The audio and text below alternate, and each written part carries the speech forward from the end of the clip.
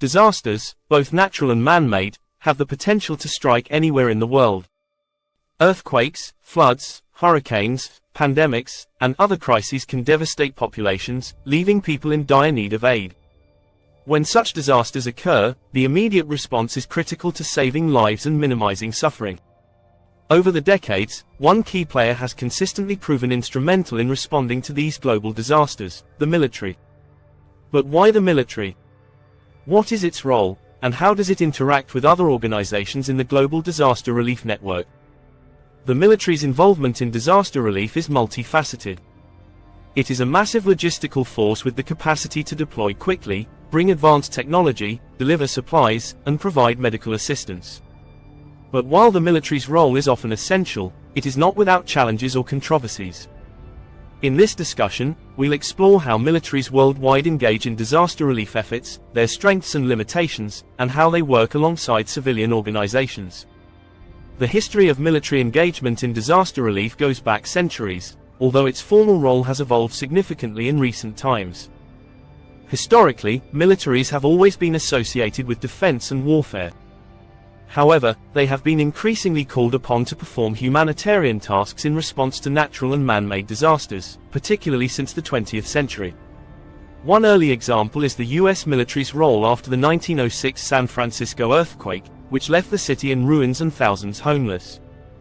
The military provided crucial assistance, including organizing shelter, distributing food, and maintaining order in the chaos.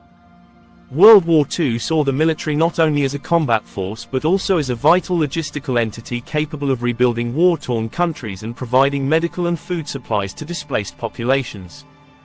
Post-World War II, the global shift toward decolonization and the establishment of international organizations like the United Nations helped formalize the military's role in peacekeeping and, subsequently, disaster relief.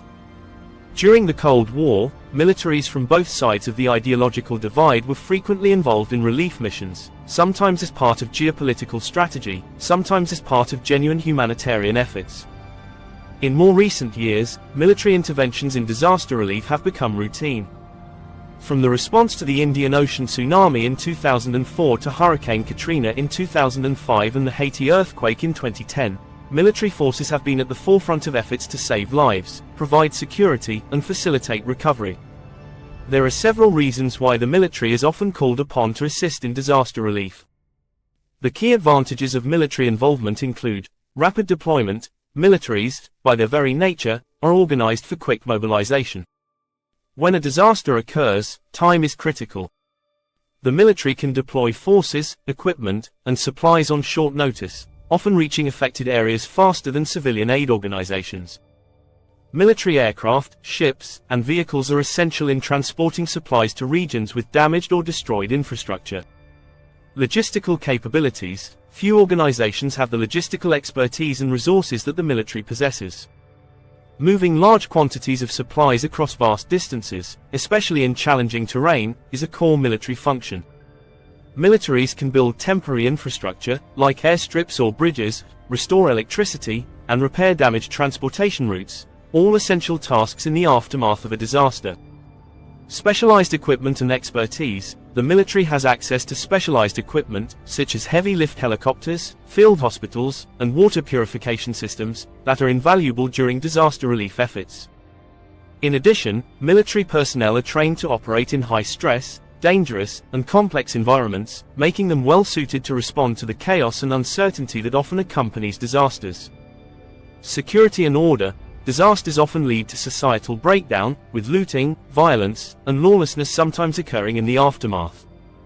The military can provide much-needed security, helping to maintain order while relief efforts are underway.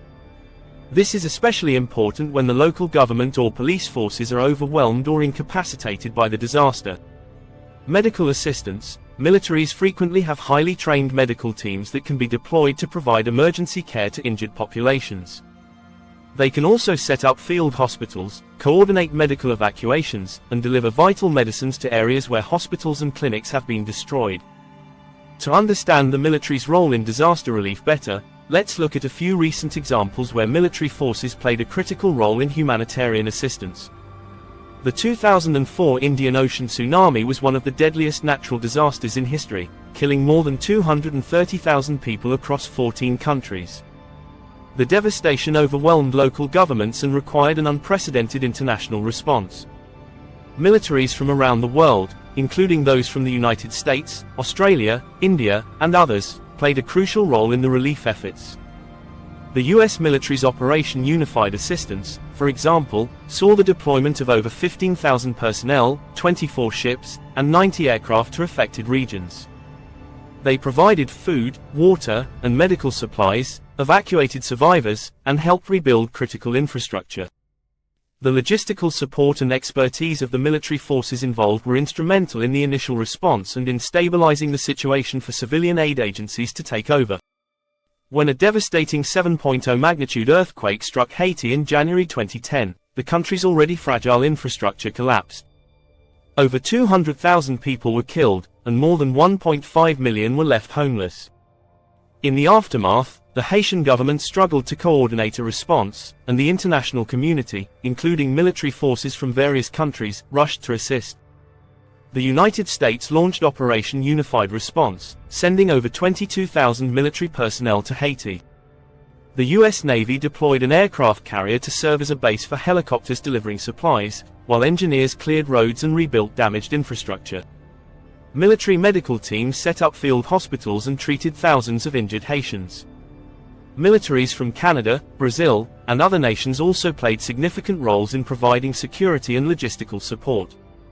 When Typhoon Haiyan, one of the strongest tropical cyclones ever recorded, struck the Philippines in November 2013, it caused widespread destruction, particularly in the Central Islands.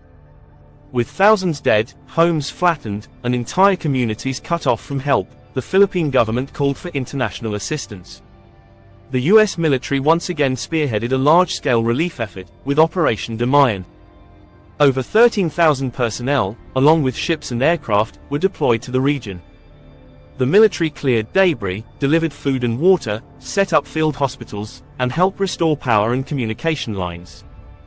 The Philippine military also played a crucial role, working alongside international forces to ensure that aid reached the hardest-hit areas. While the military brings considerable advantages to disaster relief operations, it rarely works alone. In most cases, military forces operate in conjunction with civilian government agencies, non-governmental organizations, NGOs, and international bodies like the United Nations or the Red Cross. This collaboration is essential, as civilian organizations often have local expertise, long-term presence, and a more comprehensive understanding of the affected population's needs. However, coordination between military and civilian actors is not always seamless. The military's hierarchical, command-driven structure can sometimes clash with the more decentralized, consensus-driven approach of NGOs and international organizations. Additionally, some NGOs are wary of working with military forces due to concerns about impartiality, particularly in conflict zones where the military may have an active combat role. To address these challenges, international guidelines and frameworks have been developed to facilitate civil-military cooperation in disaster relief.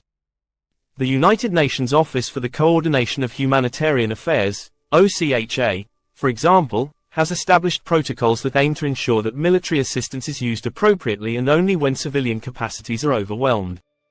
While the military's role in disaster relief is often vital, it is not without controversy. Some of the key criticisms include perception of militarization. The involvement of military forces in humanitarian efforts can blur the line between aid and military intervention, particularly in regions experiencing conflict or political instability. This can lead to suspicions about the motives behind military involvement and complicate relationships with local governments or communities. Cultural differences. Militaries are often perceived as foreign or imposing, particularly in regions where there is a history of colonialism or conflict. This can create tensions with local populations and even with civilian aid organizations that may feel that the military's presence is overshadowing their work. Cost. Military deployments are expensive. While they can bring substantial resources and expertise to disaster zones, the cost of deploying large military forces for disaster relief is often much higher than the cost of civilian-led responses. Critics argue that resources might be better spent on strengthening local emergency response systems and civilian disaster relief capabilities. Long-term engagement. Militaries are typically deployed in the immediate aftermath of a disaster, focusing on the short-term response. However, long-term recovery and reconstruction efforts are typically outside the scope of military operations. This can sometimes leave a gap once military forces withdraw, with local governments and civilian organizations struggling to continue the recovery efforts. As the frequency and severity of natural disasters increase due to climate change, population growth, and urbanization, the military's role in global disaster relief is likely to continue evolving. Militaries will need to adapt to new types of crises, such as pandemics, cyber attacks, and climate-related disasters, while maintaining the traditional strengths in rapid deployment and logistical support. Additionally, the growing emphasis on disaster preparedness and resilience may lead to increased collaboration between militaries and civilian organizations in training, capacity building, and disaster risk reduction efforts. For example, joint exercises between military forces and humanitarian organizations could help improve coordination and understanding, leading to more effective responses when disasters occur. The military's role in global disaster relief is both significant and complex. It brings unparalleled resources, speed, and expertise to crisis situations, often serving as a lifeline for affected populations in the critical first days and weeks after a disaster. Yet, its involvement also raises important questions about cost, coordination, and the perception of militarization. Moving forward, the key to effective disaster relief will be finding the right balance between military and civilian efforts, ensuring that all actors, whether soldiers, aid workers, or local communities, can work together to save lives and rebuild shattered societies.